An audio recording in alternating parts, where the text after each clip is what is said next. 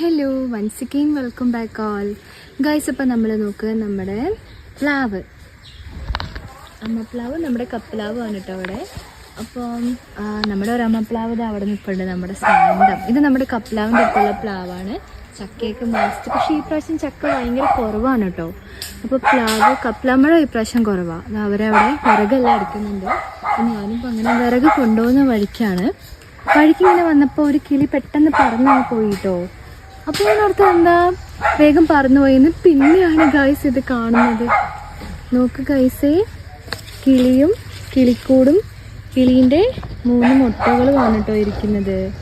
അപ്പം ഒരു നീല ടൈപ്പുള്ള കുഞ്ഞി എന്താ നേവി ബ്ലൂ അല്ല, ഒരു ടൈപ്പ് ബ്ലൂ കളറുള്ള കിളിയാണ്. അത് കഴിഞ്ഞ പ്രാവശ്യത്തെ ഇവിടെ ഈ ഭാഗത്തായിരുന്നു അതായത് ഇവിടെ എവിടെയായിരുന്നു കിളിക്കൂട് ഉണ്ടാക്കിയിട്ടുണ്ടായിരുന്നത് കേട്ടോ.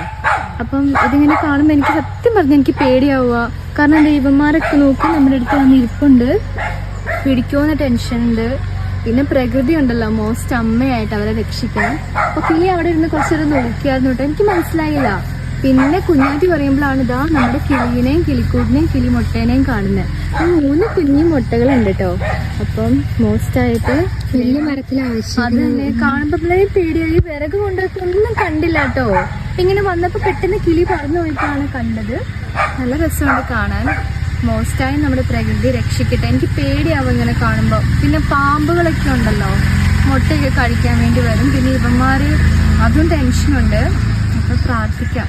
അപ്പം നല്ല രസമുണ്ട് എന്തായാലും കാണാൻ. അപ്പോൾ ഈ വേഗം ഞാൻ എന്ത് ചെയ്യട്ടെ, വിറക് കൊണ്ടുപോയി കേട്ടോ.